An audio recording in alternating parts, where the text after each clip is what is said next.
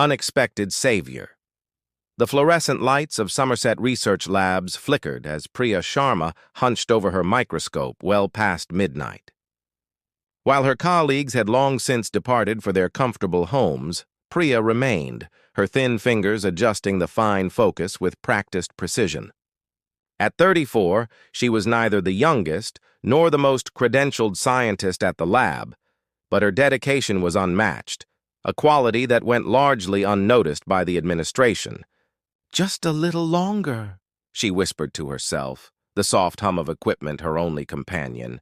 Her research on affordable vaccine delivery systems wasn't glamorous enough to attract major funding, but Priya knew it could save countless lives in developing regions like her parents' hometown in rural India. The sudden blare of the building's security alarm startled her, sending a glass slide clattering to the floor.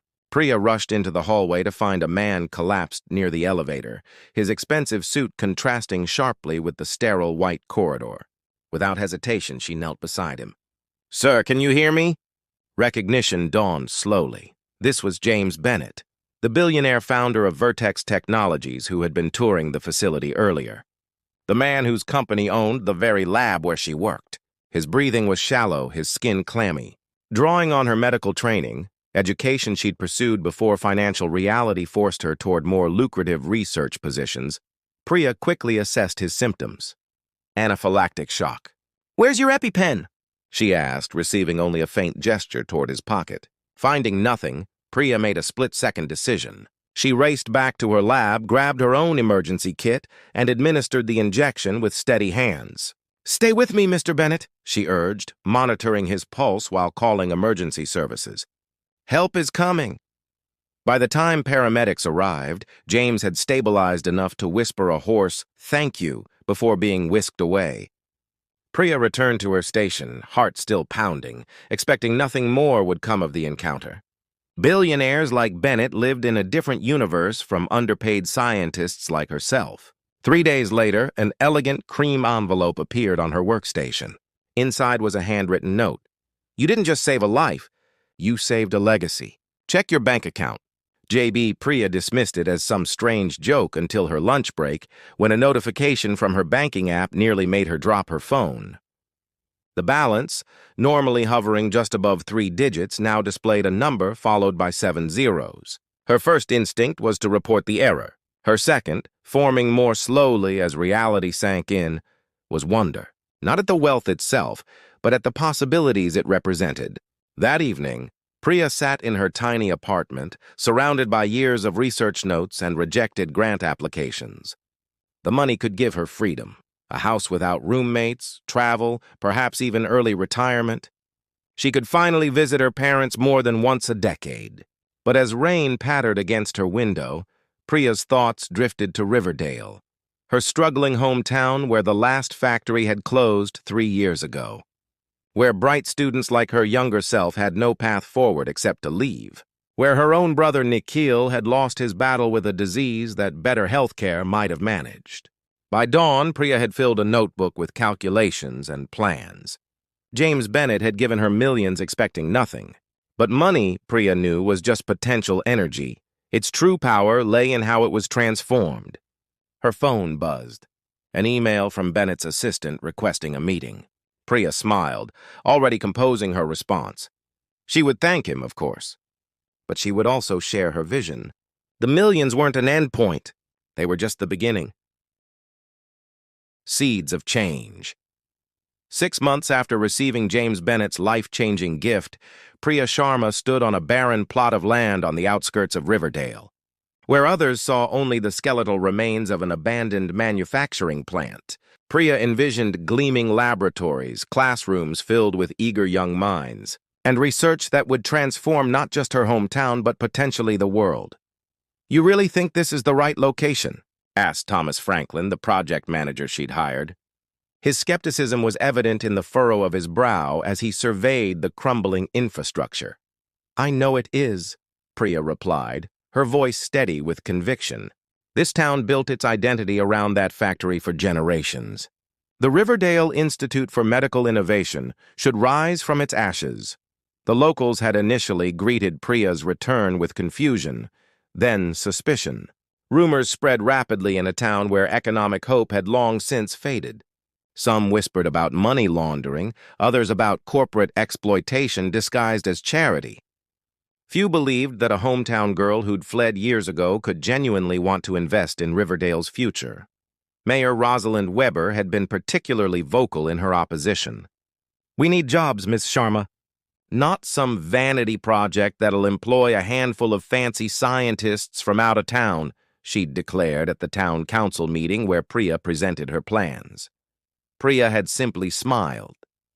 "With respect, Mayor Weber, we'll need maintenance staff, administrative personnel, security, caterers, and construction crews long before we hire a single scientist. And those scientists? I plan to develop a program with the high school to identify and mentor local students. In 10 years, I want half our researchers to be Riverdale natives." The renovation began despite the resistance. Priya worked 18-hour days, dividing her time between overseeing construction and developing the Institute's first research initiatives. She focused on affordable medical technologies and treatments for diseases that pharmaceutical giants typically ignored due to limited profit potential. On particularly challenging days, Priya visited her brother Nikhil's grave, finding renewed purpose in the memory of his suffering. "We could have had more time," she whispered to the quiet cemetery. "Others will." 4 months into construction, disaster struck. A spring storm flooded the partially renovated basement, destroying expensive equipment and setting the timeline back by weeks. Insurance would cover only a fraction of the losses. For the first time since starting the project, Priya felt the weight of doubt pressing down on her shoulders. That evening, as she sat alone in her modest rented apartment reviewing damage assessments, her phone lit up with a text from an unknown number. "Heard about the flood. Do you need reinforcements?" JB Priya's finger hovered over the screen. She hadn't contacted James Bennett since sending him a brief, formal thank you letter outlining her plans for the money. Pride told her to handle this setback alone. Pragmatism reminded her that this mission was bigger than her ego. "We're managing, but any expertise in disaster recovery would be welcome," she finally replied. The next morning, a team of specialists arrived from Vertex Technologies' Disaster Management Division. Leading them was Eliza Kwan, Vertex's Vice President of Operations, who approached Priya with a firm handshake and knowing smile. "Mr. Bennett sends his regards," she said. "He's been following your progress from afar and is quite impressed. He asked me to tell you that Vertex's resources are at your disposal should you need them." As the recovery effort progressed, Priya found herself both grateful for the assistance and determined not to become dependent on it. This institute needed to stand on its own foundation, both literally and figuratively. By autumn, the Riverdale Institute's main building was complete enough to host an open house for the community. Priya stood nervously in the entrance hall, watching as curious residents wandered through the facility. Many still seemed skeptical, but others, particularly the younger visitors, explored with unmasked excitement. 16-year-old Danielle Jackson approached Priya near the end of the event, clutching a brochure about the Institute's planned internship program. "Dr. Sharma, I want to be part of this," she said, her voice quiet but determined. "I've been reading about your work on vaccine delivery systems, and I have some ideas about using local materials to reduce costs even further." As Priya listened to the girl's thoughtful analysis, she felt something shift inside her. This moment of connection, of passing the torch of curiosity and innovation to the next generation, was why she had chosen this path. Later that night, as Priya walked the empty halls of her fledgling institute, she composed a message to James Bennett. "The seeds are planted. I think you might be interested in what's beginning to grow." The returned James Bennett's private jet touched down at the small regional airport on a crisp spring morning, 18 months after his life-threatening allergic reaction and subsequent act of generosity. He had followed Priya Sharma's progress from a distance, occasionally providing resources through intermediaries but never directly involving himself. Today, curiosity had finally gotten the better of him. "Are you sure about this, sir?" asked David Mercer, his longtime personal assistant, as their car navigated the potholed streets of Riverdale. "Your schedule is particularly tight this month." James gazed out the window at the town that had clearly seen better days. Boarded storefronts lined the main street, interspersed with pawn shops and payday loan businesses. Cancel whatever you need to. I want to understand what she's building here. The Riverdale Institute for Medical Innovation appeared suddenly around a bend, its modern architecture standing in stark contrast to the surrounding decay. The renovated factory now featured gleaming solar panels and expansive windows that reflected the cloudless sky. A modest sign above the entrance displayed its name alongside a simple tagline, "Healing Beyond Boundaries." James felt a strange flutter of anticipation as he approached the reception desk. "James Bennett to see Dr. Sharma," he said, noting the receptionist's widened eyes at his name.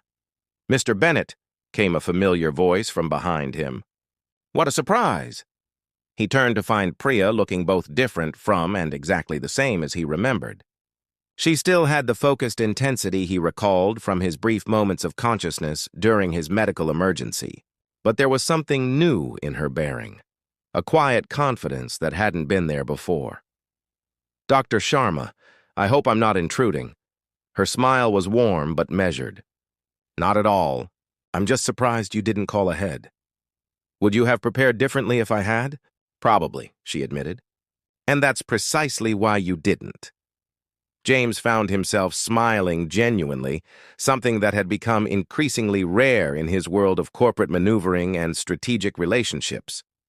"Guilty as charged. I wanted to see the real operation, not a performance." Priya nodded thoughtfully.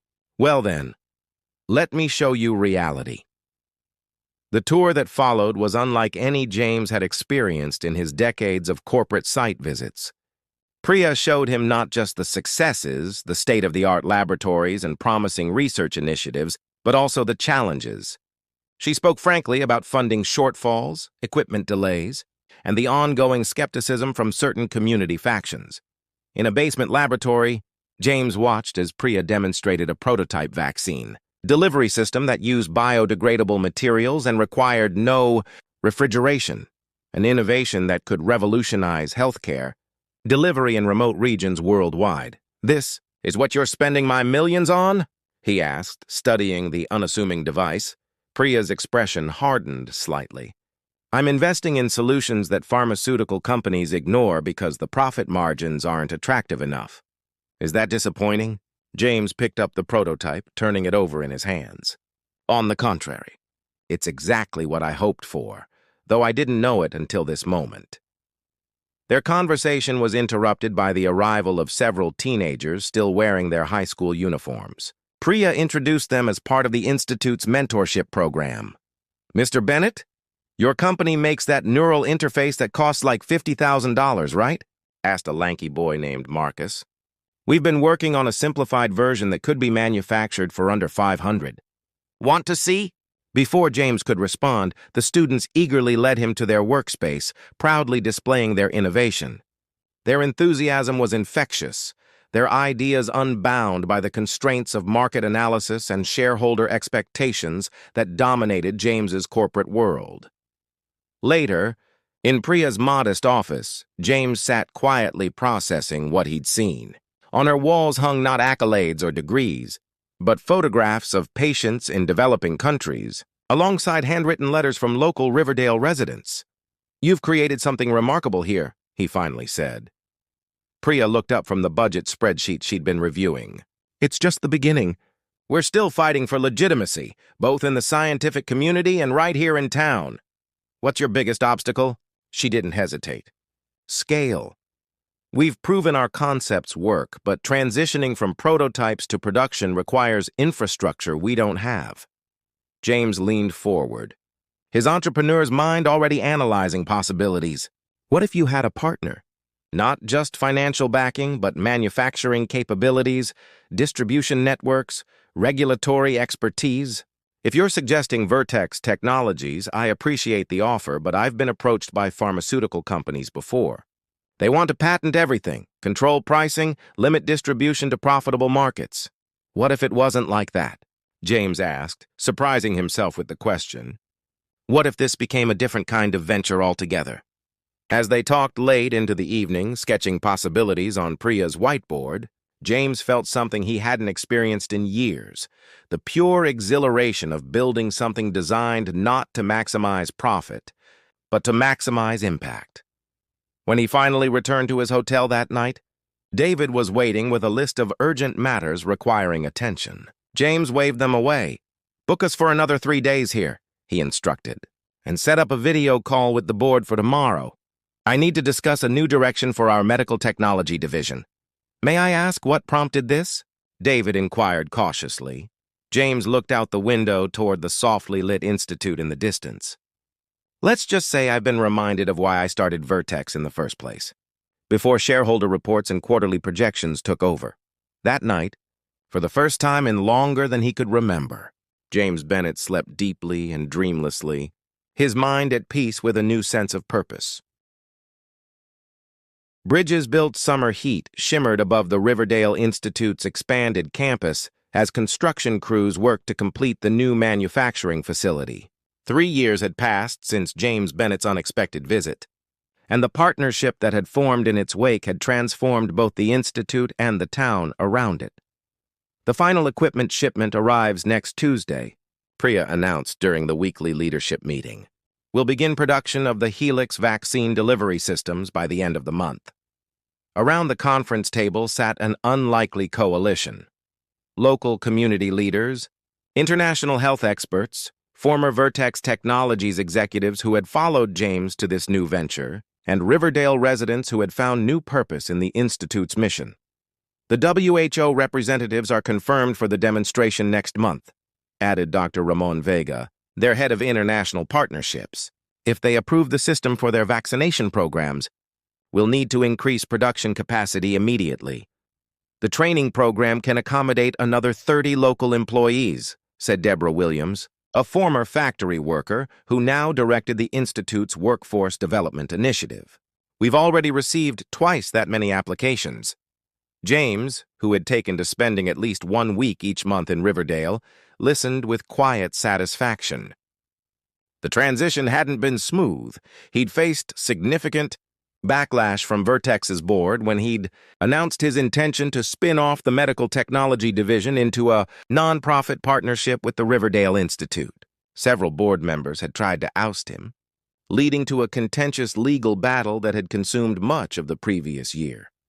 In the end, James had maintained control of Vertex while establishing the new entity, Bennett Sharma Health Innovations, as an independent organization with a revolutionary charter. All intellectual property would remain in the public domain. Pricing would be structured to ensure accessibility, and profit was explicitly secondary to impact. The corporate media had alternately painted James as a visionary or a fool. Competitors waited eagerly for the venture to fail, certain that idealism would inevitably surrender to market realities. Yet here they were, on the verge of launching their first major product, with a pipeline of innovations behind it that promised to fundamentally alter healthcare delivery in underserved communities worldwide. After the meeting, James found Priya in what had become their shared ritual, drinking chai tea on the Institute's roof garden as evening fell. "Mayor Weber actually smiled at me today," Priya remarked, watching the town lights flicker on in the distance. 3 years ago, she was certain I was going to destroy what little was left of Riverdale's economy. And now the Institute employs over 200 local residents, with another 100 positions opening when the manufacturing facility comes online, James replied, "not to mention the businesses that have reopened to serve the growing workforce." Priya's expression grew thoughtful. "It's not just about the jobs, though. It's about purpose. People here had stopped believing their community had a future. Now they're part of something that matters." James nodded, understanding exactly what she meant.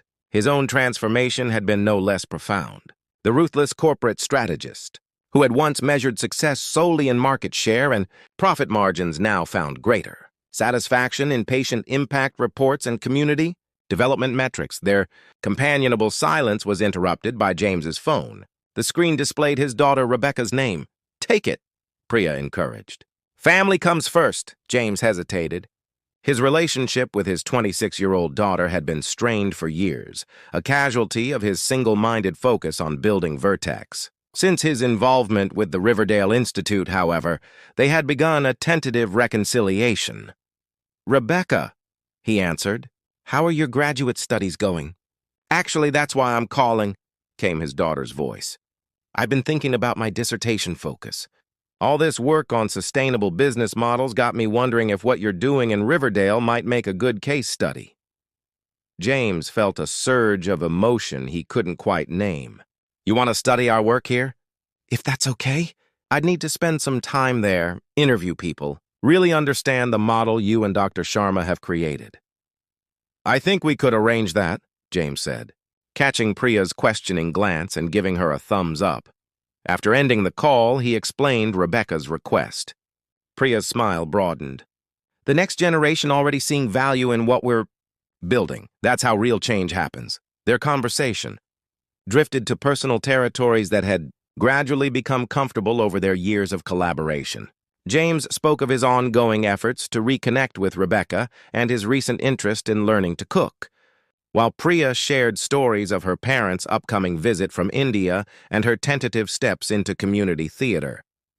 As night fell completely, James found himself reflecting on the unexpected journey that had brought him here. The anaphylactic shock that nearly ended his life had instead redirected it entirely.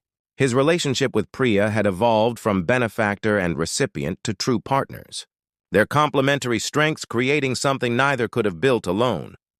"We should head back," Priya finally said, gathering their empty cups.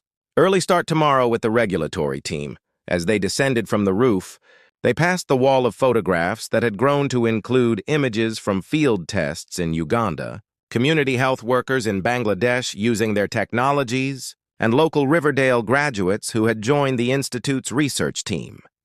James paused before a newly added photo of a young mother holding an infant, both smiling broadly. "Is this from the Kenya pilot program?" Priya nodded. "That baby would have died from dehydration if our mobile rehydration unit hadn't been available in their village. Her name is Hope." "Appropriate," James murmured.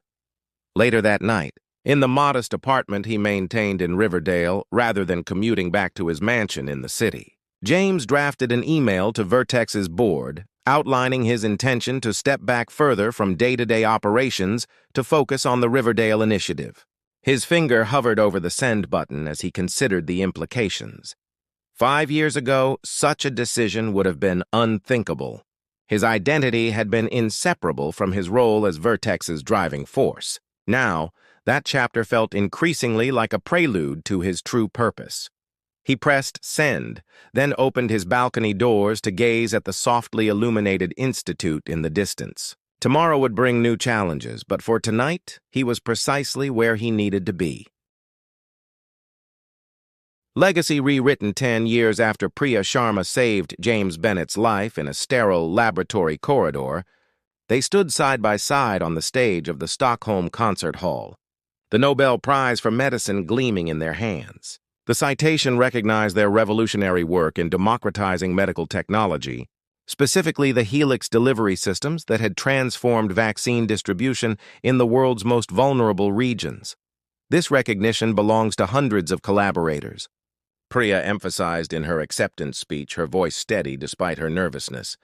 From the researchers at the Riverdale Institute to the community health workers who provided crucial feedback, from the manufacturing team in Riverdale to the students in our mentorship programs who challenged us to think differently. James, when his turn came to speak, surveyed the elegant audience. "A decade ago, I measured success by market capitalization and personal wealth. Today, we measure it in lives improved and communities strengthened. The true innovation wasn't technological, it was in creating a model where accessibility was built into the foundation, not added as an afterthought." The journey to this moment had been neither straight nor easy. There had been technical failures, regulatory hurdles, and continued pressure from traditional pharmaceutical interests who viewed their open-source approach as a dangerous precedent. Through it all, the partnership between Priya and James had deepened, evolving from professional collaboration to profound friendship and eventually to love. a development that had surprised them both in its quiet inevitability. After the ceremony, they escaped the formal reception for a moment of quiet reflection in the hotel garden. "I keep thinking about what Danielle said at the Institute's anniversary last month," Priya remarked, referring to their first student intern who now headed the Institute's educational outreach program. James nodded, remembering. "That the real innovation wasn't what we created, but how we created it." Exactly. The model has been replicated 43 times now, in communities from Appalachia to Zambia. That's a different kind of legacy than either of us imagined. The Riverdale model, as it had come to be known, had indeed spread far beyond its origins. Communities worldwide had adapted the approach, identifying local needs, combining scientific expertise with indigenous knowledge, manufacturing locally, and maintaining open-source principles that prioritized accessibility over profit. Each implementation was unique, yet all shared the core philosophy that had guided Priya and James from the beginning. Riverdale itself had been transformed. Once a symbol of industrial decline, it had become a case study in community revitalization. The Institute now anchored a thriving ecosystem of related ventures, from manufacturing facilities to a teaching hospital, from research labs to educational programs that prepared local students for careers in science and medicine.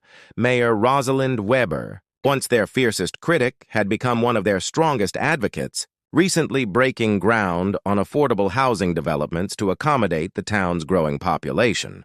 "Sometimes being wrong is the best thing that can happen to you," she had admitted at the ceremony. As the evening deepened around them, James reached for Priya's hand.